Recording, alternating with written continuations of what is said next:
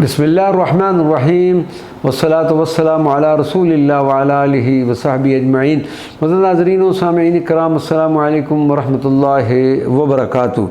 हज़रत क़िबला सैयद याक़ूब अली शाह साहब का ज़िक्र और उनका तज़किरा जारी व सारी है। क़िबला सरफ़राज़ अहमद शाह साहब अपने मुर्शिद करीम से अपनी यादों का तज़किरा करते हुए बयान फरमाते हैं कि जब मेरी पेशावर में तैनाती थी तो अक्सर इस्लामाबाद आते हुए मेरी ख्वाहिश होती थी कि गोल्डा शरीफ में हज़ूर क़िबला पीर सैयद मेहर अली शाह रहमतुल्लाह अलैह की बारगाह में हाज़िरी देता जाऊँ, और जब भी मैंने ऐसा इरादा किया तो नाक़ाबिल अंदाज़ में मेरा मुख मोड़ दिया जाता था।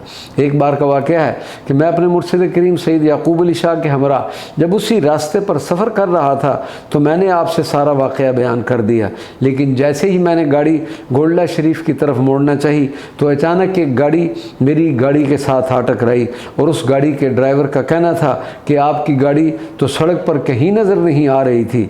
मुर्शिद करीम ने वे वाक़यात सुनने के बाद इरशाद फरमाया, सिलसिला चिश्तिया के सुरखेल हज़रत ख्वाजा गरीब नवाज़ के रूहानी खुलफा दो हैं।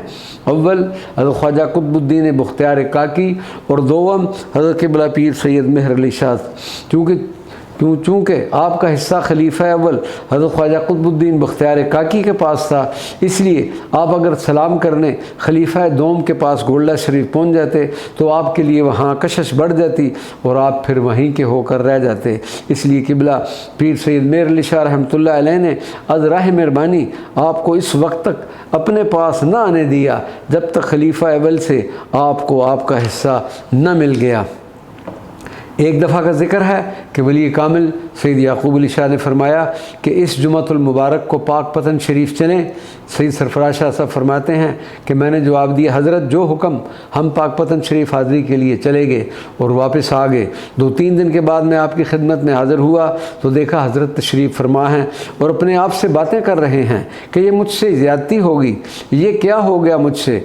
मैंने सवाल कर दिया, मैं चुपचाप बैठा सुनता रहा ताकि कुछ सीख सकूं, लेकिन कुछ देर बाद मेरे मुर्शिद मुझसे मुखातब होकर फरमाने लगे, मुआफ़ करना, मैंने तुमसे सवाल कर लिया कि पाक पतन चलते हैं, मुझे ऐसा नहीं कहना चाहिए था, आइंदा ऐसा नहीं करूँगा।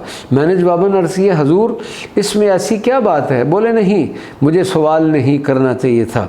सैयद सरफराज शाह साहब फरमाते हैं कि शाम को दफ्तर से जब निकलता तो कुछ सीखने के लिए अपने मुर्शिद के पास चला जाया करता, और दूसरा ये कि आप बड़े मज़े की चाय बनाया करते थे, उस मज़ेदार चाय से भी लुत्फ़अंदोज़ होता।